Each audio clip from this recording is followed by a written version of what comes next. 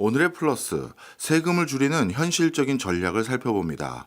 박정현 세무법인 시원 대표 세무사 모셨습니다. 어서 오세요. 안녕하세요. 세무사님께서는 자산가분들 많이 만나실 수 있을 거라고 생각이 듭니다. 네. 실제 그렇죠? 네, 그렇습니다. 자산이 많은 분들 당연히 일반인보다 세금에 대한 고민 더 많을 것 같은데 실제로 자산가들이 얼마나 세금 고민 요즘 많이 합니까? 요즘에 사실 어마어마하게 많이 하고 지금 어제 나온 이제 부동산 정책도 그렇고 예. 계속해서 상속세 고민도 그렇고 이제 정책의 방향성에 따라서 확실히 많이 변동이 되고 고민이 또 늘어나는 경향이 있는 것 같아요. 특히 요즘에는 이제 자산가분들이라고 한다면은 상속세 고민이 가장 크다라고 보는데요. 네. 최근에도 이제 대한상공회의소에서 이제 자산가들의 인원 유출이 좀 많아졌다. 그 부분에 대해서 대통령은 아니다라고 반박을 했었는데 그런 부분이 계속 주목이 되는 것만큼 역시 고민은 계속해서 늘어나고 있는 것 같습니다. 사실 뭐 상속세의 경우에는 내가 죽고 나면은 자녀들에게 남겨질 짐이거든요. 네. 그래서 이제 대부분의 재산을 처분을 해야 하고 그걸로 이제 세금을 납부해야 된다고 걱정을 하시다 보니까 확실히 상속세 고민이 좀 많으신 것 같아요. 그리고 이제 자산 규모가 좀 어느 정도 되시는 분들께서는 앞으로 늘어나는 자산에 대해서 상속세 최대 세율인 이제 50% 구간을 이제 적용받게 되시거든요. 네. 그렇기 때문에 내가 자산을 많이 늘린다고 한들 사실 반은 세금이라고 생각을 한다면은 사실 조금 적극적으로 하시기에는 조금 어려운 부분이긴 하죠. 그렇군요. 네. 어찌 보면 부모님 입장에서 나이 들어서도 열심히 사는 이유들 중에 하나는 내 자식들을 위해서라는 마음도 일부 있을 텐데. 그렇죠. 그래서 오늘 모신 이유가요. 우리가 합리적인 수준의 절세 이런 것도 좀 소개를 해드리면 어떨까 하는 마음인데요. 일단 이 질문부터 한번 드려볼까요? 탈세와 절세 차이는 뭐예요? 탈세는 이제 법에서 허용되지 않는 네. 선에서 이제 불법적인 행위를 통해서 세금을 줄이는 것을 말을 하고요. 예. 절세는 당연히 법에 저촉되지 않게 안전하게 하는 방식을 말하는데 네. 요즘에는 조금 그 구분이 애매모호한 것 같긴 합니다. 그래서 여쭤보는 거예요. 이게 탈세인지 절세인지 해석의 여지에 따라 달라지는 구간도 있지 않겠습니까? 맞습니다. 뭐 연일 뉴스에서 보도되는 대로 이제 연예인들의 탈세 문제도 있고요. 그리고 이제 베이커리 카페를 이용해서 탈세한다라고 이제 뉴스도 나오고 있기 때문에 이 어디까지가 법적으로 안전하고 네. 어디까지가 아닌지를 좀 구분하기 어려운 상황이긴 하죠. 네. 페이커리 카페 같은 경우도 분명 국가가 나름대로 페이버를 준다고 해서 했던 건데 그걸 또 도덕적인 기준에서는 탈세라고 볼 수도 있고 참 힘든 것 같은데 오늘은 아주 선을 넘지 않는 범주 안에서 일반적으로 이건 누가 봐도 절세입니다라고 하는 범주에 대해서 소개를 많이 부탁드립니다. 일단 가장 먼저 소개해 주실 절세 방법은 뭘까요? 일단은 기본적으로 말씀드릴 수 있는 거는 10년 주기의 증여 및 증여재산공제를 활용하는 방법이라고 볼 수 있겠는데요. 이건 뭔가요? 증여는 기본적으로 10년 동안 합산해서 과세를 하도록 하고 있는데 네. 그 이유는 매번 단건마다 증여세를 부과한다라고 하면은 우리 자산을 잘게 쪼개서 증여하는 형식으로 증여세를 많이 회피할 수 있겠죠. 네. 그렇기 때문에 10년 이내에 동일인에게 받은 재산은 합산해서 과세하도록 하고 있습니다. 그 말을 반대로 본다 보면은 이제 10년이 지나면은 세율이 결국에는 합산이 되지 않고 리셋이 된다라고 볼 수 있고 그렇기 때문에 10년의 주기를 추적을 해서 우리가 어느 정도의 자산을 자녀에게 물려줘야 되는지 그런 부분을 좀 자산가들이 고민을 하신다고 보시면 될 것 같아요. 네. 그럼 10년이 넘어간 순간부터 그 전 거는 안 준 걸로 카운트하고 다시 계산한다는 얘기인 거예요. 그렇죠. 지금 증여한다면은 과거로 10년치를 다 끌고 오기 때문에 예. 딱 10년만 넘어가면 안전합니다. 예. 그리고 이제 증여재산공제라는 부분도 있는데요. 네. 이제 사실 뭐 어느 정도는 자녀에게 또는 배우자에게 손자에게 자산을 좀 증여할 수는 있지 않습니까? 사실 네. 내가 일군 자산이기 때문에 그러면 어느 정도 한도까지는 우리가 증여세를 과세하지 않겠다라는 그런 바운더리를 정했다고 보시면 될 것 같은데요.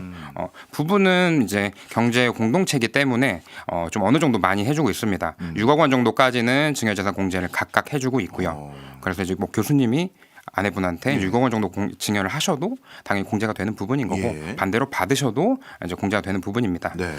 직계 이제 자녀 같은 경우 이제 자녀는 직계 존속 이제 부모님 또는 이제 외할아버지, 외할머니, 할머니, 할아버지한테 이제 증여를 받으실 수 있겠는데 기본적으로 이 직계 윗세대에서 받는 금액은 5천만 원까지 공제가 가능합니다. 다만 여기서 조금 주의하셔야 될 부분은 내가 할아버지한테 5천만 원을 이미 받았었는데 예. 아버지한테 또 받을 때는 예. 이게 이미 사용한 걸로 봐서 다시 적용되지는 않아요. 네. 예. 그리고 이제 아무리 직계 존속으로부터 증여를 받았더라도 만 19세 미만의 미성년자라면은 5천만 원이 아닌 2천만 원까지밖에 공제가 되지는 않습니다. 공제 한도가 줄군요. 네, 예. 그렇습니다. 그다음에 뭐 요즘은 뭐 태어나자마자 뭐 그 어느 정도 재산을 가졌다는 사람들도 많은데 그런 건 뭐예요? 사실 뭐 기본적으로 자산이 많으신 분들은 네. 태어나자마자 손자한테 증여하시는 경우도 있고요. 예. 자녀한테 증여하시는 경우도 있겠는데 네. 요즘에는 그렇게 많이 주지 않더라도 아까 말씀드린 증여재산공제 2천만 원을 활용해서 좀 처음부터 좀 주려는 경향이 좀 있는 것 같습니다. 그렇군요. 여기서는 이제 할아버지 할머니가 주는 게 더 좋은데요. 왜요? 사실 직계 존속으로부터 받는 금액에 대해서는 2천만 원까지 공제가 된다고 말씀을 드렸죠. 네. 2천만 원이 넘어간다라고 하면은 증여세가 과세가 됩니다. 네. 근데 내가 부모한테 받은 것은 일반적인 증여세율 10%부터 50%까지 적용을 하게 되는데 만약에 세대를 건너뛴 거 할아버지 할머니가 자녀한테 주지 않고 손자한테 줬다라고 한다면은 세대를 한번 뛰었기 때문에 네. 30% 내지 40% 정도를 가산을 하게 되거든요. 아, 근데 만약에 저희가 증여재산 공제 이내의 2천만 원 이내의 금액이라고 한다면은 증여세도 발생하지 않기 때문에 예. 할증도 당연히 안 되겠죠. 그래서 내가 주기보다는 할아버지 할머니가 한 2천만 원 정도를 손자한테 증여하는 게 네. 좀 더 안전하고 좋다라고 요즘에 생각하고 있습니다. 아, 그렇군요. 그런 이유가 있었군요. 그다음에 요즘은 현금보다도 현금은 그냥 자꾸 녹아내린다 이런 소리가 있다 보니 뭔가 주식으로 가지고 있거나 뭔가 다른 걸로 가지고 계신 분들이 많은 것 같아요. 확실히 그런데 증여는 돈만 가능합니까? 아니면 금융 상품도 가능합니까? 금융상품도 충분히 가능하고요. 부동산도 가능하고 뭐 기계장치도 가능하고 네. 다 가능합니다. 기계 장치까지요. 네, 자동차도 증여할 수 있죠. 예. 사실. 네.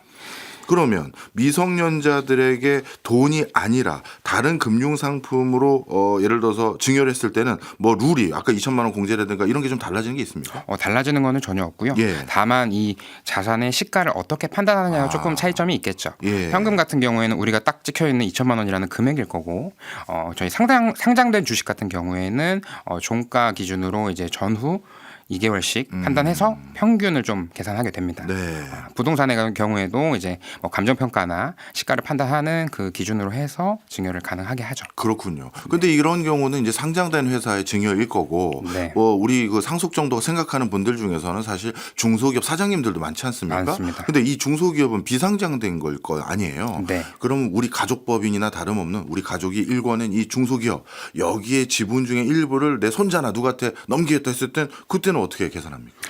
그거는 세법적으로 기준이 명확히 있는데요. 오. 사실 우리가 시장에서 거래되는 주식은 아닙니다. 예. 그렇기 때문에 그 회사의 재무 상태, 3년치 손익을 분석을 하고요.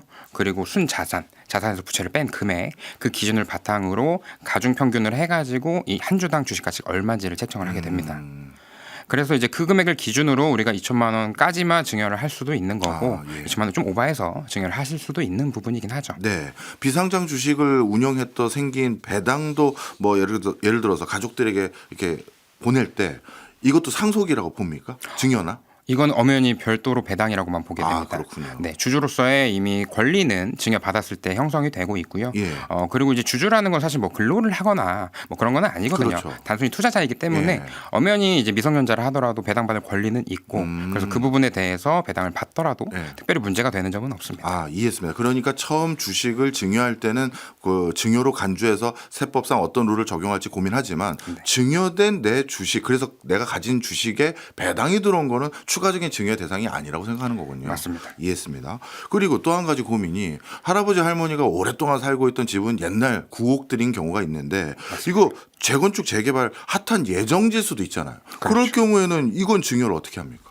이거는 지금 현재 기준을 바탕으로 이제 부동산을 평가를 하고요. 예. 요즘에는 많이들 진행하시는 게 감정평가라고 보시면 될 것 같아요. 감평. 네, 당장 이제 오래된 단독주택 같은 경우에는 시세를 파악하기 어렵잖아요. 그렇죠. 아파트 같은 경우에는 같은 단지 내에 똑같은 평형대가 있지만은 단독주택은 그렇지 않기 때문에 그 부분에 대해서 정확한 시가를 판단하기 위해 감정평가를 하고 그러고 나서 이제 증여를 하게 될 텐데요. 네.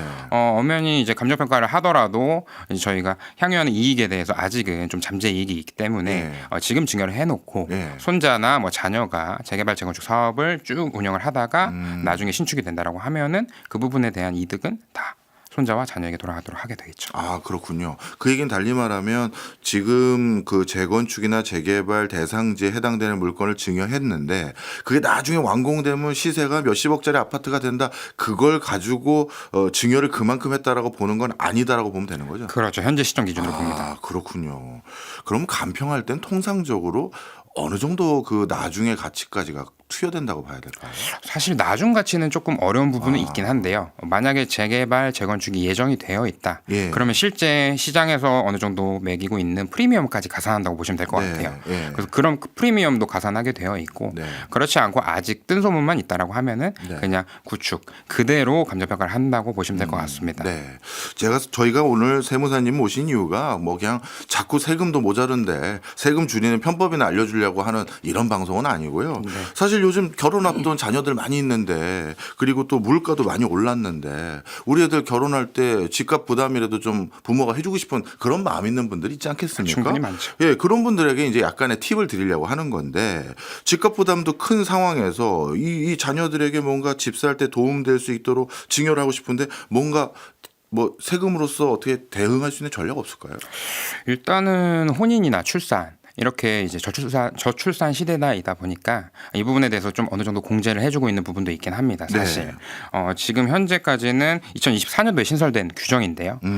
추가적으로 이제 혼인일 전후 2년 또는 출산일 전후 2년 이내에 받는 이제 금액에 대해서는 1억 원 정도까지는 증여재산 공제를 추가로 적용하기 때문에 이 금액만큼은 사실상 추가적인 세금 없이 내가 줄 수 있겠다라는 부분을 좀 인지하고 계시면 좋을 것 같기는 해요. 이게 혼인일 전후 2년 또는 출산일 전후 2년이니까 혹여나 네. 혼인했을 때 1억 주고 출산했을 때 다시 1억 줘도 되는 겁니까? 그런 건 아니고요. 두 개를 합쳐서 1억까지 하고 있습니다. 알겠습니다. 예, 이게 새로 신설된 법이었군요. 맞습니다. 그러면 1억까지는 증여세가 없다는 걸로 우리가 이해하면 되는 거죠. 맞습니다. 그럼 여기서 뭐 특히 주의해야 될 점은 없습니까?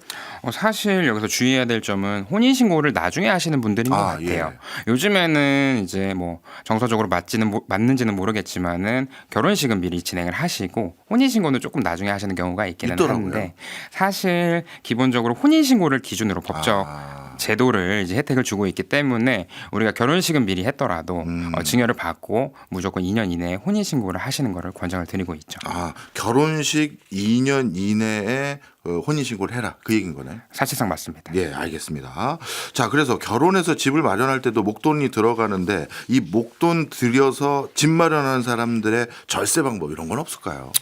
뭐 간단한 절세 방법이라고 말씀을 드릴 수 있는 게 저희가 기본적으로 분산하는 증여 방식인데요. 분산 증여 뭡니까? 증여세라는 것은 이제 어떤 한 사람에게 과세되는 세금이고 이 사람이 이제 대가를 지급하지 않고 무상으로 받았을 때 내는 세금이지 않습니까? 그러면 그 사람을 수를 늘리면 늘릴수록 증여세율 구간이 사실상 낮아지게 됩니다. 그래서 뭐 좀 어르신들께서는 그렇게 선호하지는 않으실 수 있는데 우리 이제 며느리나 사위를 통해서 자녀에게 갈 증여 자금을 약간의 분산을 해준다고 하면은 사실 세율 구간 자체가 굉장히 낮아질 수 있는 부분이 있거든요. 네. 그래서 어르신들이 결심을 하신다라고 하면은 이제 분산하시는 거를 굉장히 추천드리고 있죠. 그렇군요. 그리고 여기에서 중요한 것은 며느리와 사위나 이건 가족은 경제 공동체니까 아들에게도 일부 주고 며느리에게도 일부 주는 건 그냥 합산해서 동일한 걸로 보는 건가요? 별도로 보고 있습니다. 별도로 봐요. 네. 며느리나 사위 기준에서 네. 본인의 직계 존속이라고 한다면 내 부모거든요. 근데 이제 시엄마, 시아버지 그리고 이제 장인 장모님 같은 경우에는 사실 직계 존속이 아닙니다. 기타 친족이기 때문에 별도로 산정한다고 보시면 될 것 같아요. 그럼 앞서 말씀 주셨던 그 수많은 직계 존속을 기반으로 한 공제나 수많은 세제 혜택은 못 받는 거네. 그렇죠. 기타 친족이라고 한다면은 저희가 증여재산 공제가 딱 1,000만 원까지밖에 적용이 안 되다 보니까 공제 자체는 많이 안 되는데 세율 구간을 분산하는 효과는 좀 있겠다. 좀 있다. 그 정도만 보시면 될 것 같아요. 그렇군요. 이해했습니다. 자, 그다음에 혹시 부부 사이에서도 활용할 수 있는 절세 방법 같은 게 있을까요? 사실 아까 말씀드린 것처럼 이제 6억 정도는 오고 가고 할 수 있다라고 말씀을 드렸고요. 그건 사실 일반적인 방법인데 요즘에는 이제 제가 봤을 때는 조금 조심스럽긴 하지만은 부부 상대방한테 서로 생명보험을 가입을 해주는 겁니다. 네. 왜냐하면은 저희가 상속, 이제 사망보험금이라는 것은 이제 상속재산에 포함되기 마련이거든요. 내가 내 사망을 담보로 이제 보험금을 내기 마련인데 그 보험금의 수혜자는 사실 내 상속인들이기 때문에 그렇죠. 상속재산이죠. 네. 근데 만약에 내가 내 남편을 상대로 이제 보험을 가입을 하겠다. 계약자 그리고 수익자는 나로 하되 이제 피보험자는 남편이다라고 하면은 남편의 사망으로 보험금을 받는 거거든요. 근데 그 보험금은 누가 냈습니까? 본인이 냈잖아요. 내가 냈죠. 네. 그렇기 때문에 이건 상속 재산이 아니라 나만의 수익인 거고 이거에 대해서 과세를 할 수는 없습니다. 그렇기 때문에 서로 크로스로 예. 그렇게 생명보험을 가입을 하면서 요즘에는 그렇게 상속재원 마련하는 것도 예. 방법 중에 하나죠. 결국은 보험 같은 경우는 보험료를 누가 납부했느냐가 굉장히 중요한 기준이 되는 거군요. 굉장히 중요한 부분이죠. 그 이익을 실현하는 자금 투여를 누가 했느냐를 바탕으로. 맞습니다. 알겠습니다. 지금까지 쭉 말씀해 주신 내용들 들어보니까 이게 어떤 분은 또 이렇게 생각하실 수도 있어요. 이게 바로 편법이고 이게 바로 원래 내야 될 세금들을 인위적으로 낮춘 거지 이게 뭐가 좋은 거냐 이렇게 생각하시는 이렇게 또 지적하시는 분들에게는 우리가 뭐라고 얘기를 해야 될까요? 사실 그 지적에 대해서는 어떻게 보면은 당연히 합법적인 테두리 안에서 법에서 정한 거긴 하니까. 그렇죠. 교수님께서 말씀하신 대로 절세와 탈세 그 네. 구분을 했을 때 충분히 절세할 수 있는 부분인 거고 예. 이 부분에 대해서 국세청에서 아니 꼽게 보지 않고요. 당연히 이런 부분들을 활용할 수 있는 방법이다 보니까 특별히 걱정하지 마시고 진행하셔도 네. 된다라고 말씀드릴 수 있겠네요. 그럼 오늘 여러 가지 알려주신 거 있잖아요. 분산 증여를 비롯해서 출산, 혼인 전에 1억 추가 공제를 비롯해서 법인 주식 양도는 어떻고 이런 다양한 어떻게 보면 이건 좀 혜택일 수 있다. 이런 제도들. 이거는 조세당국에서 왜 만드는 겁니까? 그냥 세금을 있는 대로 그냥 징수해도 되는데 뭔가 별도로 이건 더 혜택 드리겠습니다 하는 이유가 있을 거 아니에요. 사실 정서적인 문제가 크다라고 생각은 하고요. 예를 들어서 우리가 축의금 같은 경우에도 예. 내가 받은 경조사비 이제 그런 축의금은 사실 뭐 과세되거나 그렇지는 않거든요. 네. 그런 부분도 이제 정서적인 측면이 강하고요. 이제 예를 들어서 이제 사업을 하시는 대표님들께서는 우리가 상가집에 갔을 때 이제 그 부조금을 내지 않습니까? 그 20만 원 한도로 접대비를 인정을 해주고 있습니다. 이런 부분들이 전부 다 정서적인 측면이 강하다고 생각이 되긴 합니다. 국가에서 어떻게 보면 정서적인 부분까지도 고려해서 제도를 위반하고 있다 이런 말씀이시네요.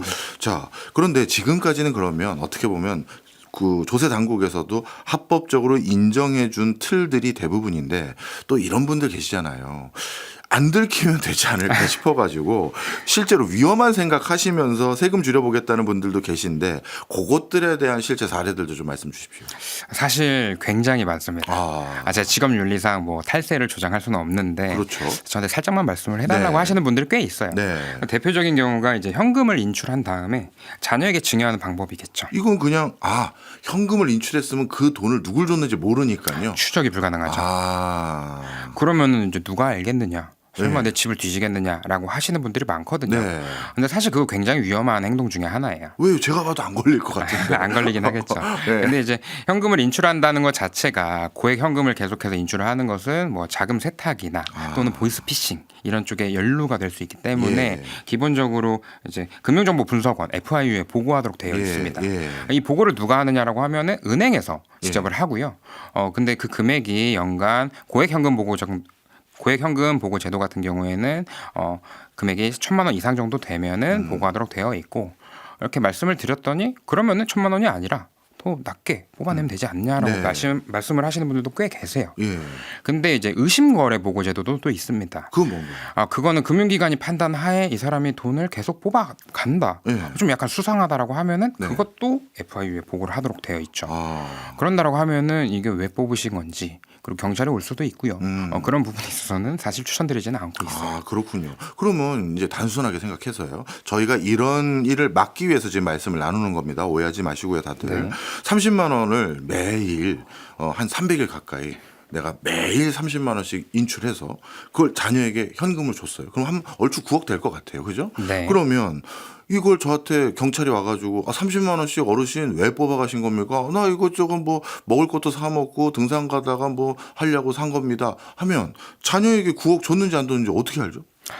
그거는 굉장히 어려운 문제긴 한데 네. 제가 봤을 때는 애초에 300일 동안 뽑는 것 자체가 좀 힘들 것 같고요. 예. 근데 뽑으면은 금융기관에서 바로 그 부분에 제지를 할 테니까 예. 만약 뽑으셨더라도 네. 이제 자녀한테 준다라고 하면은 사실 추적은 안 될 수는 있어요. 근데 사실 이게 영원히 뭐 추적이 안 되는 자산이라고 보기보다는 네. 금액이 크지 않습니까? 그렇죠. 결국에 이걸로 이 자금으로 자녀는 뭐 부동산을 사든 뭐 차량을 구매하든 아니면 하다못해 식당을 가든 해야 될 텐데 네. 그때 발생하는 증빙들이 여러 가지가 있지 않습니까? 현금 영수증일 수도 있고요. 부동산 같은 경우에는 자금 조달 계획서를 제출하기 때문에 그렇죠. 뭐 갑자기 추적이 안 되는 현금이 나왔다라는 것은 누가 봐도 탈세일 가능성이 높죠. 네. 그런 부분에 있어서 세무조사를 통해 추후 이제 문제가 생길 수 있습니다. 어차피 만약에 30만 원씩 인출해서 줬다 하더라도 본인은 뭐 나름대로 면피할지 모르겠으나 정작 받은 자녀는 그 돈을 어딘가 써야 되니 그 과정에서 자금 추징 같은 것들을 당할 수 있는 그런 맥락은 충분히 존재하는 거군요. 맞습니다. 실제 과세 당국에서 이런 형태로 탈세하는 사람들을 잡아내는 비율이 상당히 높습니까? 어떻습니까? 사실 요즘에는 많이 줄어든 추세고요. 아, 이런 방법 자체가 네, 예. 왜냐하면 이제 어르신들께서 현금을 많이 뽑지는 않고 있는 것 같아요. 그리고 많이 뽑아봤자 뭐 억이 넘어가지는 않는 것 같고 워낙에 요즘에 부동산 거래 자체가 투명해졌지 않습니까? 그렇죠. 한국 부동산원에서도 검증을 하고 있기 때문에 만약에 추적이 되지 않는 현금이 나왔다라고 한다면은 바로 세무조사나 이제 검증이 들어가기 때문에 그 부분은 확실히 줄어든 것 같습니다. 알겠습니다. 이런 방법은 이제 통하지 않는다는 거 말씀 주셨습니다. 앞서 1부에서 합법적인 수준에서 과세 당국이 허용하는 절세 방식들을 쭉 설명해 주셨고요. 그다음에 2부에서는 이제 본격적으로 이런 걸 하면 안 됩니다라는 말씀을 해 주시려고 하는데 그 중에 하나가 현금 인출해서 자식들에게 조금씩 주는 거 이거 반드시 걸린다 말씀해 주셨고요. 그다음 두 번째 또 여쭤보겠습니다. 이런 경우가 있어요. 저도 갑자기 살면서 급전을 필요할 때가 왜 없었겠습니까? 그럴 때 마마론이라는 걸 생각합니다. 어머니에게 돈을 빌리는 거. 그래서 어머니를 찾아가서 돈을 빌리는 거. 이거는 그런데 이 자식 입장에서 이런 그냥 막연한 생각도 하잖아요. 설마 내가 그 돈 좀 더 쓴다고 하면 엄마가 추징 들어오겠어? 뭐 이런 생각 하지 않습니까? 그럴 수 있습니다. 그러다 보면 그냥 내 거 되는 거지 뭐 이렇게까지 생각하는 사람도 있을 것 같은데 이럴 때는 어떻게 합니까? 차용증 써야 되는 거예요? 뭐예요? 사실 제일 안전하게 하시는 거는 차용증을 쓰시는 거죠. 급전이 필요하신 이유가 대부분에는 이제 부동산을 취득을 하신다든지 또는 전세금을 지급하시기 그렇죠. 위해서 이제 급전이 필요한 경우가 많아요. 보통 그 정도 급전이라고 한다면 계좌 이체로 흘러가기 마련이고 네. 그 계좌 이체 내역은 추후 세무조사에서 언제든지 국세청에서 열어볼 수 있겠죠. 그렇죠. 그럼 이게 언제 왜 준 거냐라고 분명히 반문을 하게 될 텐데 네. 그때 이제 우리가 말할 수 있는 것은 이거는 증여받은 게 아니고요. 차용증을 써서 당연히 그냥 빌린 겁니다. 이런 식으로 주장을 할 수 있기 때문에 네. 차용증을 쓰시라고 말씀을 드리죠. 그렇군요. 그러면 차용증을 써서 빌린 거지만 제가 이자는 그래도 부모님이니까 안 주거나 아니면 나중에 제가 아주 크게 성공한 다음에 드릴게요 하면서 실제 거의 무이자로 갖다 쓸 수도 있잖아요. 무이자로 쓰시는 경우도 많고요. 예. 부모님이 통 크게 예. 이거 적게 이자를 조금만 줘라. 예, 그럴 너네 수도 있고요. 어려우니까 예. 그 돈을 맛있는 거 사 먹고 하라고 할 수 있죠. 그럼 그것도 증여잖아요, 사실. 사실 무이자, 이자 부분에 따른 이익을 받았기 때문에 증여라고 볼 수 있겠죠, 네. 당연히. 하지만 법적 한도가 또 있는데요. 어느 정도 허용 범위가 있습니다. 연간 1천만 원 이하로 이제 무이자 혜택을 받는 경우에는 사실상 그 이자 부분에 대해서 증여세를 과세하고 있지는 않거든요. 그렇기 때문에 그 부분을 역산을 해서 계산한 금액이 2억 1,700만 원 정도까지는 무이자로 빌려도 된다라는 소문이 무성합니다. 아, 저기 이자율을 정해놓은 게 있군요. 맞습니다. 그래서 법정이죠. 얼마라고요? 2억? 2억 1,700만 원이고요. 예. 1,000만 원을 법정이자 4.6%를 역산을 하게 되면 그 금액이 나오게 됩니다. 그래서 이제 보통은 타이트하게 2억 1,000만 원까지는 무이자로 빌리시겠다. 이렇게 하시는 분들도 꽤 많이 계세요. 그러면 예를 들어서 한 뭐 4억 빌렸다 그러면 2억 1,000만 원까지는 무이자로 간주하고 그 이상의 세금 부분, 이상의 이자 부분만 제가 내면 되는 겁니까? 맞죠? 예, 알겠습니다. 자, 그러면 부모님께 돈을 빌려서 급한데 메꾸는 데 있어서는 차용증을 쓰고 2억 1,000만 원 정도까지는 무이자로 진행해도 되지만 그 이상까지 받을 때는 이자를 납부하셔야 된다 얘기를 해주셨는데 네. 제가 납부했는지 안 냈는지를 어떻게 알죠? 사실 그 이자를 어떻게 줬는지 여부는 네. 기본적으로는 차용증에 쓰여 있어야 예. 되고요. 그리고 부모님의 계좌로 이체를 하셔야 됩니다. 네. 그렇기 때문에 그렇게 금융 증빙을 남겨야만 추후 소명할 때도 문제점이 없죠. 예. 소명까지 해야 된다는 걸 꼭 생각하면서 부모님한테 돈을 실제 이자를 주더라도 봉투에 부모님이니까 엄마 이자요 이렇게 주면 안 되는 거군요. 계좌로 그렇죠. 꼭 보내줘야 되는 거군요. 그렇죠. 이해했습니다. 그다음에 또 이런 경우도 있을 것 같아요. 요즘 하도 집값이 비싸서 제가 여쭤보는 질문입니다. 부모님이 예를 들어 이럴 수 있잖아요. 우리 두 내외는 한동안 여행 다닐 거다. 그러니 서울 그 집을 우리가 비워놓을 거니 니네 신혼부부가 한 2년 재미있게 살아. 이거는 무상사용이라고 해야 됩니까? 맞습니다. 무상사용입니다. 네, 이거는 어떻게 해야 돼요? 일단은 부동산 무상사용에 따른 이익도 증여세를 과세를 할 수는 있는데요. 이것도 역시 어느 정도 허용 범위가 있기 때문에 네. 좀 이것도 좀 구분을 하셔서 안전하게 하실 필요는 있습니다. 네. 기본적으로 이제 법적으로 보는 기준으로는 경우에는 시가 13억 원 이하의 부동산을 무상으로 사용하는 경우에는 특별히 이 임대료를 내지 않은 것에 대해서 증여세를 과세하거나 할 수는 없습니다. 그렇군요. 네. 그러면 이게 아파트와 같은 주거 말고 상가도 똑같이 적용되는 겁니까? 상가도 똑같이 적용될 수 있죠. 예. 이제 아버님이 가지고 계시는 상가에서 내가 카페를 운영을 하겠다. 대신 카페는 사실 이익률이 낮지 않습니까? 그렇죠. 그렇기 때문에 좀 도와주셔라라고 하면서 임대료를 지급을 안 한다라고 하더라도 예. 시가가 사실 13억을 넘지 않기 때문에 예. 그 부분에 대해서 증여세가 과세되지는 않아요. 네, 알겠습니다. 그리고 요즘 최근에 이슈가 되고 있는 일부 연예인들의 탈세 논란, 이 중심에 가족법인이라는 얘기가 자꾸 나오더라고요. 도대체 가족법인이 뭐고 이걸 하면 뭐 탈세와 절세가 달라지는 건지 이것도 궁금한데요. 일단 가족법인은 뭡니까? 가족법인의 정의 자체가 좀 애매한데 저희가 그냥 가족끼리 운영하는 법인이라고 생각을 하시는 게 맞을 것 같아요. 네. 근데 뭔가 가족법인이라고 한다면 가족끼리 짬짬이 뭔가 꿍꿍이가 있어서 네. 그걸로 탈세를 한다든지 그렇게 의식이 되는 것 같긴 합니다. 예. 현재로서는. 네. 근데 보통은 이제 자녀와 부모가 함께 주주로 있거나 직원들로 등재돼 있으면서 그렇게 운영을 하는 법인을 가족법인이라고 하는데요. 역시 이 부분에 있어서도 최근에도 이제 연예인들의 탈세 논란이 있었기 때문에 항상 화두가 되고 있죠. 네. 그럼 가족법인에는 가족 말고 다른 사람이 일체 지분이 전혀 없어야 그나마 가족법인으로 간주되는 겁니까? 아니면 일부 있어도 사실상 이건 가족법인이다 이렇게 볼 수 있는 건가요? 사실 국세청에서는 예. 국세기본법상 실질과세 원칙을 근거로 항상 들고 있기 때문에 이 부분에 대해서 일부 지분이 있더라도 예. 타인이 일부 지분이 있더라도 가족들이 전체 다 운영을 하고 결정권을 가지고 있다라고 하면은 사실상 가족법인을 볼 가능성이 높죠. 그렇군요. 그럼 가족법인을 해서 합리적인 절세하는 것도 있긴 있는 겁니까? 충분히 있고요. 요즘에 많이 트렌드라고 생각되는 것은 가족법인을 만드셔서 해외 주식에 투자를 하시는 거예요. 워낙에 환율 또한 오르고 있다 보니까 해외 주식이 좀 약간 몰리고 있고요. 네. 그리고 이제 그 해외 주식 투자 이익에 대해서는 소득세로 내는 것보다는 법인세가 훨씬 더 저렴하다라고 생각을 하시기 때문에 그렇군요. 해외 주식 투자를 하죠. 네. 부동산 같은 경우는 법인으로 취득하는 게 뭐랄까요? 세제 부담이 많은 것 같은데 아닌가요? 부동산의 경우에도 두 가지 종류로 나눠볼 네. 수 있는데 주거용 건물하고 상업용 건물로 나눠볼 수가 있을 것 같아요. 이제 기존에는 이제 종부세를 회피하기 위해서 무수히 많은 법인을 만들어서 주택을 다 뿌리고 종부세를 다 회피를 했거든요. 네. 근데 그거를 이미 이제 문재인 정권에서 막다 보니까 법인으로 주거용 건물 자체를 취득하는 것은 실익이 전혀 없고요. 상업용 건물을 취득을 하셔가지고 그 부분에 따른 임대료나 시세 차익을 얻는 거는 충분히 좋은 부분이겠죠. 여기서 상업용 건물이라고 하는 것은 오피스텔도 들어가는 겁니까? 오피스텔은 사실상 아까 말씀드린 실질과세 원칙이 적용되는 대표적인 사례 중에 하나인데요.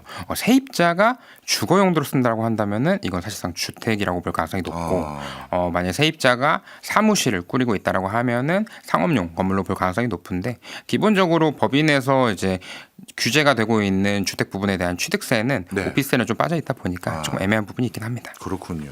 그럼 요즘 그 뉴스에서 나오는 가족법인에 대한 탈세 이슈들은 뭐와 관련된 거예요? 사실 제일 중요한 포인트는 국세청이 제일 좋아하는 부분인데 이 가족법인이 실체가 있느냐라는 거를 이제 중점으로 보고 있죠.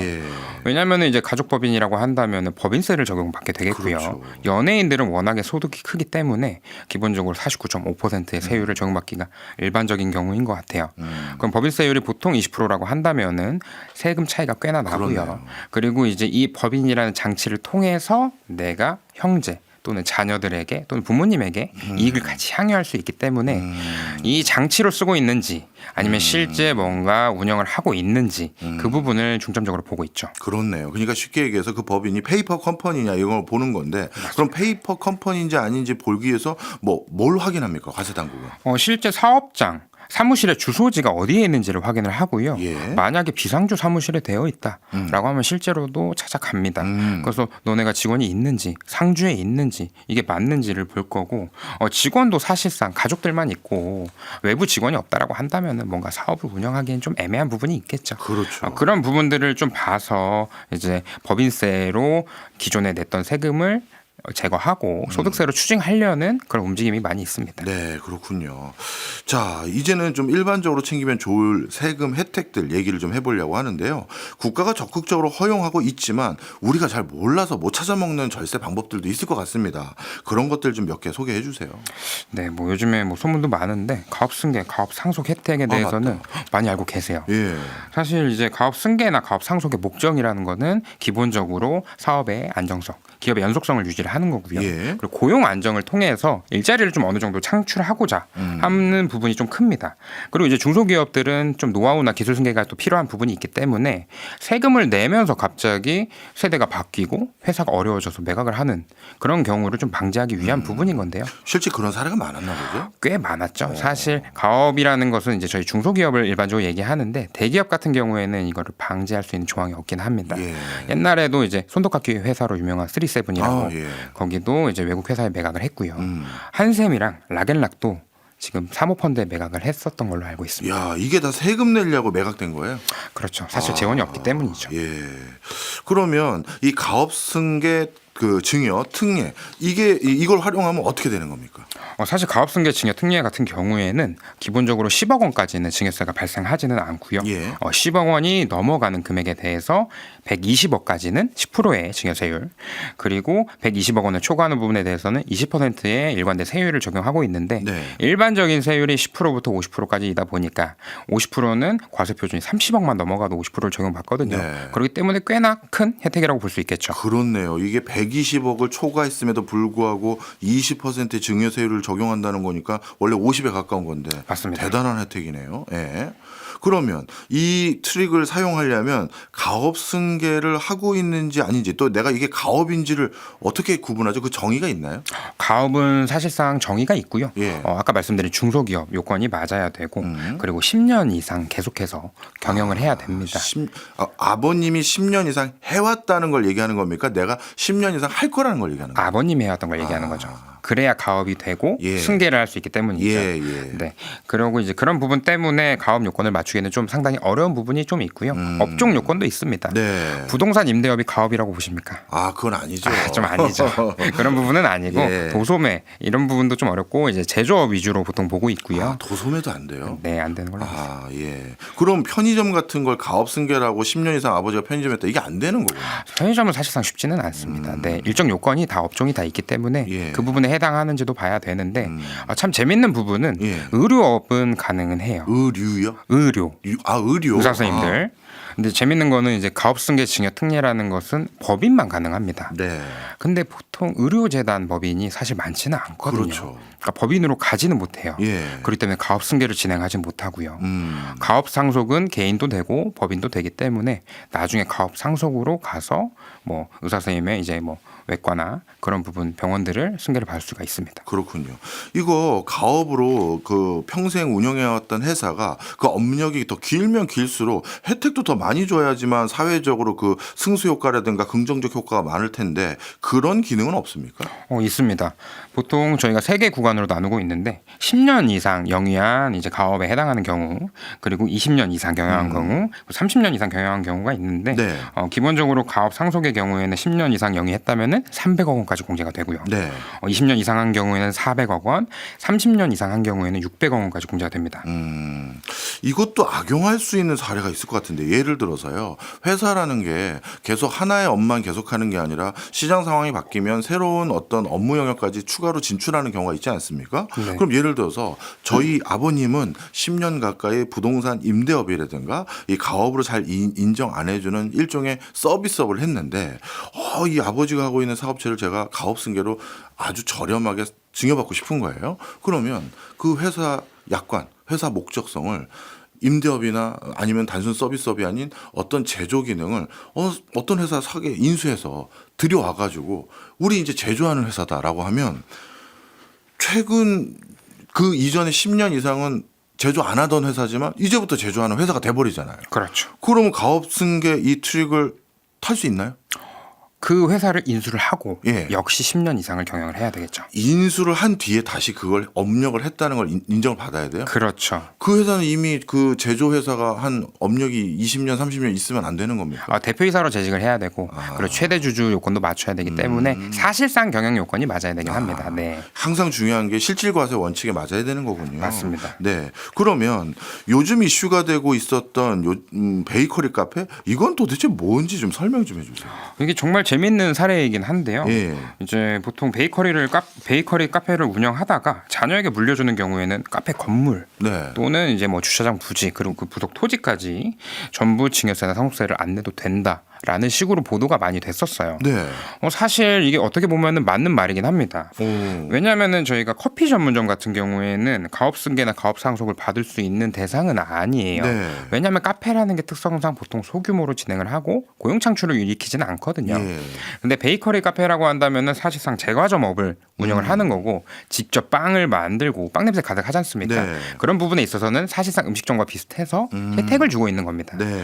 그렇기 때문에 기왕 카페를 차릴 거면은 일반 카페가 아니라 빵도 기술도 배워서 이제 베이커리 카페를 차리고 그거를 가업승계나 가업상속을 통해서 소유하고 있는 카페의 부동산까지 함께 넘기는 작업을 이제 많이들 하고 있는 게 문제인 거죠. 네. 그렇군요. 그러면 실제 이게 이런 제도는 왜 만든 거예요? 아니 아예 없었으면 악용하는 사례도 없을 거 아니에요. 근데 사실 이 음식점이라고 하더라도 예. 어느 정도는 연속성이 있는 게 좋습니다. 뭐 예를 들어서 우리가 뭐 상호를 밝힐 수는 없지만 네. 명동에 유명한 칼국수집이 있지 않습니까? 네.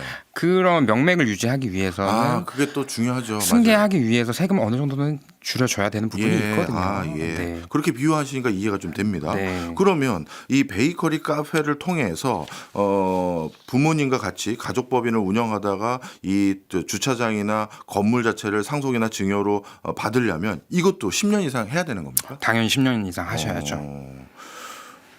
그러면 그래서 이렇게 요즘 교외 지역으로 나가면 이 큰 베이커리 카페가 많았던 게 그 이유 하나요? 그렇죠. 주차장도 많고 이제 그렇게 많이 성행되고 있고요. 네. 사실 서울 근교만 하더라도 굉장히 많지 않습니까? 네. 국세청에서 좀 약간 이거를 의식했는지 칼을 좀 이번에 빼들었는데 예. 지난달에 발표를 했습니다. 네.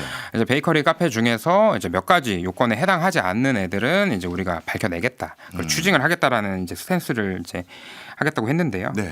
기본적으로 이제 여기가 사실상 커피 전문점인지 아니면 진짜 베이커리 카페가 맞는지 완제품만 사와서 파는 게 아닌지를 체크를 하겠다고 했고요. 네.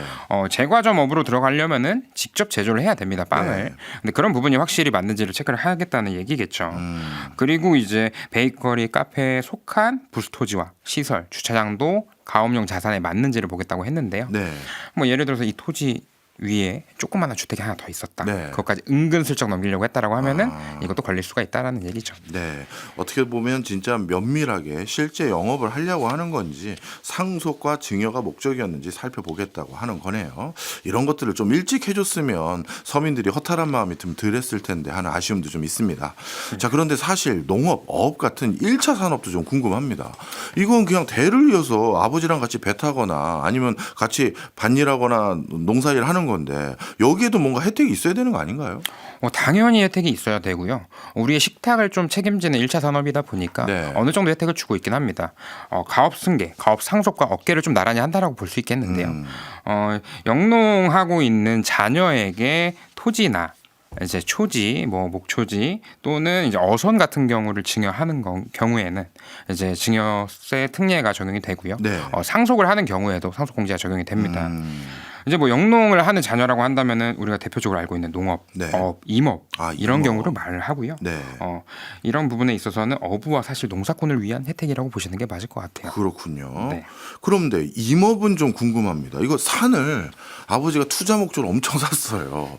그러면서 임업조합이든 뭐든 형식상의 뭐 요건 아버지가 갖춰놨겠죠. 네. 근데 아들에게 이 산을 증여하고 싶어서 아들도 임업조합이니 여기에 슬쩍 넣고 우리 임업합니다. 임업한다는 게 뭐 가서 나무를 계속 물 주는 것도 아니고 이건 뭐 어떻게 구해야 돼요? 임업도 조금 어려운 부분이긴 한데 이 나무를 실제로 출하한다는 내역이 있다든지 아니면은 이 나무 밑에서 뭔가 버섯을 키워서 재배를 해서 판다든지 그런 이력이 확실히 있어야 되고요. 단순히 내가 임야만 가지고 있다라고 해서 적용되기에는 좀 굉장히 어려운 부분이 있죠. 네, 나름대로 뭔가 심고 가꾸는 듯한 그 실질적인 흔적을 있어야 그런 게 있어야 이 증여 특례라든가 상속 공제가 가능하다 그런 말씀이군요. 네. 자, 그러면 이런 혜택을 지금 있는데 이걸 못 활용하면 본인이 그냥 세금을 내고 있는 사람들이 의외로 많은 겁니까? 의외로 많죠. 실제로 혜택을 못 찾아 먹는 분들이 꽤 계시고요. 예. 이거는 뭐 누가 알려줄 수 있는 부분은 아니고 본인이 봤을 때 지식을 습득을 하시고 미리 챙겨야 되는 부분이다 보니까 좀 자각을 하셔야 되는 부분입니다. 네. 그리고 또 한 가지 여쭤볼 수밖에 없는 게요. 요즘은 아버님 때의 산업구조와 우리 때의 산업구조가 또 크게 달라졌잖아요. 많이 달라졌죠. 그래서 아버지가 하던 뭐 평생 하던 사업을 가업으로 승계받아서 하기로 했는데 왜냐하면 거기 직원들도 다 아는 분들이고 거기 직원들도 예전 어렸을 때는 삼촌 그러면서 따랐던 분들도 많을 거 아니겠습니까? 그런데 나는 아버지와 달리 이제 새로운 창업, 새로운 아이템이 있습니다. 라고 하는 분들은 어떻게 해요? 사실 이 창업에 대한 것도 당연히 국가에서 권장을 하고 있습니다. 예. 신규 창업이라 하면 결국에는 고용이 따라온다라는 건데요. 네. 그런 부분 때문에 국가에서 권장을 하고 있겠죠. 네. 이제 대표적인 부분이 창업자금 증여 특례라고 합니다. 네. 부모로부터 자녀가 자금을 증여를 받아서 창업을 하게 된다. 라고 한다면은 증여세 혜택을 주겠다라는 얘긴데요. 네. 결과적으로 이제 기본적으로는 5억 원까지는 세금 없이 지원을 받을 수 있고요. 5억 원이 초과되는 금액에 대해서는 10%의 세율을 적용하고 있습니다. 네. 그러면 이건 증여만 가능한 거네. 상속은 안 되네요. 상속은 안 되고요. 증여만 가능하고요. 이건 좀 안타깝네요. 왜냐하면 아버지랑 그냥 그 뭐랄까요 가족 법인처럼 운영을 하다가 아버님이 사망하는 바람에 이 법인은 혼자 운영할 방법이 없어서 이제 내 살 길로 이제 창업을 갑자기 하게 되는 사람도 있는데 그럼 이건 아버님의 갑작스러운 비보 때문에 상속을 받게 되는 건데 그럴 때는 창업자금 증여 특례를 못 받으면 세금을 내는 거잖아요. 세금을 내야 되는 부분인 건데요. 사실 뭐 개인적인 생각이긴 합니다. 네. 이제 아버님이 돌아가실 때라고 하면은 본인도 나이가 어느 정도 들었거든요. 네. 사실 새로운 시도를 하기에는 굉장히 좀 어려운 부분이 있죠. 그래서 약간 청년층을 지원하기 위한 정책이라고 사실 보여지긴 합니다. 예. 듣고 보니까 과세대한국이 왜 상속은 빼고 증여만 했는지 이런 것들이 나름대로 그래도 다 합리적인 이유들이 있었군요. 네. 자, 그러면 증여받아서 창업한다고 했는데 또 이럴 수가 있잖아요. 이 트릭을 악용해서 창업하겠습니다 해서 아까 얼마였죠? 우리 5억까지였죠? 네. 5억을 받았습니다. 근데 안 하는 거예요. 계속 한 3, 4년 동안 그 돈 받아가지고 계속 주식 투자나 하고 뭐 하고 이러면 이것도 편법으로 이용하는 거잖아요. 그렇죠. 당연히 그런 부분을 방지하기 위해서 규정을 두었는데요. 뭔가요? 저희가 증여받고 무조건 2년 이내에 창업을 하셔야 됩니다. 그렇군요. 그렇지 않으면 일반적인 증여세를 내게 되겠죠. 네. 그러면 2년 안에 뭔가 적극적인 경영 활동을 하는 창업을 했다라는 걸 또 증빙하지 못하면 세금을 내는 거군요. 그렇죠. 그러면 여기서 증여받은 자금으로 창업에 썼습니다라고 인증받으려면 어디다 돈을 써야 되는 겁니까? 사실 이 창업과 관련된 비용을 썼다라는 식으로 증명을 해야 되는데요. 뭐 대표적으로 큰 돈이 들어가는 게 일반적으로 상가 임대차 보증금 그리고 월세 같은 경우가 있을 거고요. 뭐 음식점 같은 경우에는 주방 기계나 그릇들이나 이런 거를 사면서 사실상 썼다라고 볼 수 있겠죠. 그래서 실제로도 저희 고객 중에서는 오마카세 집을 하나 하십니다. 예. 그래서 한 3억 정도를 증여를 받으셨고 이제 창업을 하셔서 이제 일본에서 수입해오는 물품들도 있고 하다 보니까 금방 사용을 하게 되더라고요. 네. 물론 그렇게 해서 하나하나 기자재 맞추고 인테리어 내가 하는 거는 증빙이 쉽겠지만 우리 창업할 때 제일 손쉬운 창업은 남의 가게 인수하는 거잖아요. 맞습니다. 그거는 어떻게 됩니까? 남의 가게를 인수한다. 그러면 고용이 창출되지 않겠죠, 당연히. 그렇죠. 그럼 새로운 창업을 보지 않을 겁니다. 그래서 적용 요건이 전혀 되지 않습니다. 야, 이건 너무 또 안타깝네요.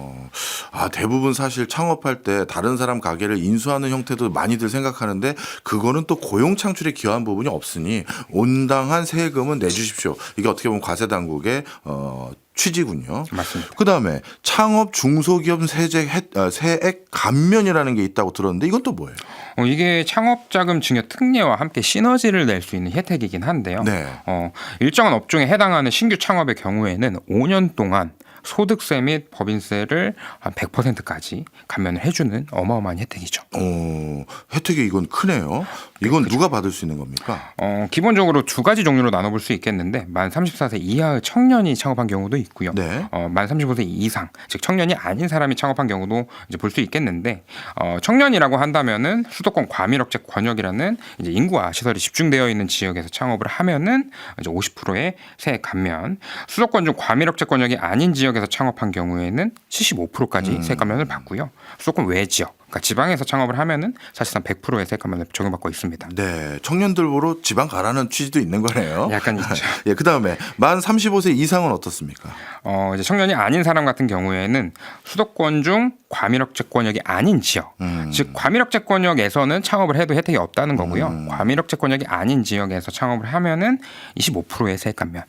그리고 수도권 외의 지역에서 창업한 경우에는 50%의 세액 감면이 적용됩니다. 이 제도는 확실히 지역 균형 발전 차원의 취지가 있는 것 같은데 또 이 혜택만 받으려고 사무실만 지방에 딱 해놓고 실제 활동을 서울에 하는 사람도 꽤 있을 것 같은데. 굉장히 많습니다. 그렇죠. 네. 이것도 잡아야 되는 거 아닙니까? 국세청에서 안 그래도 한번 잡아냈고요. 아, 그렇군요. 특히 이제 창업 중에 가장 요즘에 손쉬운 게 유튜버입니다. 그렇죠. 네, 내가 성과가 나온다라고 하면은 사업자 등록을 내는 건데 네. 그때 내 입맛대로 지역을 골라서 감면율이 제일 큰 지역으로 선택을 해서 창업을 하게 되겠죠. 예. 그래서 한번 유행을 했던 게 송도. 송도. 송도는 과밀억제권역이 아니거든요. 이제 발전을 위해서 좀 풀어준 부분이 있는데 거기에서 뭐 오피스텔을 얻어놓고 사업장으로 쓴다고 한다든지 네. 그래놓고 사실상 활동은 서울에서 하는 거겠죠. 그러면서 이제 위장, 주소 세탁 이런 식으로 해서 국세청에 적발을 했다고 합니다. 네. 그러면 국세청은 이런 행위로 주소 세탁을 했던 걸로 판단이 되면 원래 그 징수해야 될 그 세금만 징수합니까? 이건 나쁜 짓까지 한 거니까 추가적인 뭐랄까요? 추가세 부담을 요구합니까? 당연히 가산세까지 그렇군요. 부담을 하고요. 탈루세액이 너무 크면은 조세범으로 처벌을 받을 수도 있긴 예. 합니다. 제 주변에 유튜버들 많은데 얼마나 이게 세금 추징 당했는지 한번 알려주시면 그분들이 스스로 조심하겠죠. 알려주세요. 뭐 개인 유튜버 279명을 대상으로 추징을 했다고 하는데 네. 47억 원 정도 세금을 추징했다고 합니다. 이야, 크네요. 네, 이거 굉장히 크죠. 절대 긍정적인 취지로 만든 이런 입법 제도를 오남용하면 안 되겠다 이런 생각이 듭니다. 맞습니다. 마지막으로 이 질문 한번 드리겠습니다. 지금까지 쭉 설명 듣고 보니까 어떻게 보면 사회의 바람직한 모습을 유도하기 위해서 감세 또는 감면 여러 가지 공제 이런 혜택들을 과세 당국에서는 주는데 이걸 악용하다 보니까 그것 때문에 생기는 문제들 때문에 감면이나 뭐 감액이니 뭐 공제니 이걸 자꾸 하기가 주저되는 분위기가 과세 당국에 있을 것 같습니다. 네. 실제 그런 현상이 있나요? 어느 정도는 있는 것 같긴 네. 하고요. 이게 너무 무분별하게 공제를 받고 감면을 받는다라고 하면 오히려 축소를 해버린다든지 그런 경우도 많습니다. 사실 이 창업 중소기업 세액 감면도 기존에는 세금의 세액의 제한 없이 뭐 100억이라고 하더라도 전액 감면을 해주도록 하고 있었는데 네. 이조차도 너무 무분별하게 진행되다 보니까 연간 5억 원 한도로 진행을 하고 있죠. 그렇군요. 좋은 제도들이 입안됐었을 때 우리가 그걸 선한 목적으로 사용하는 게 그 제도가 계속 유지될 수 있는 제일 중요한 밑거름이네요. 맞습니다. 알겠습니다. 오늘 많이 배웠고요. 오늘 혜택도 많이 누릴 수 있을 것 같아서 돈 번 것 같은 기분이 듭니다. 지금까지 박정현 세무법인 시원 대표 세무사였습니다. 고맙습니다. 감사합니다.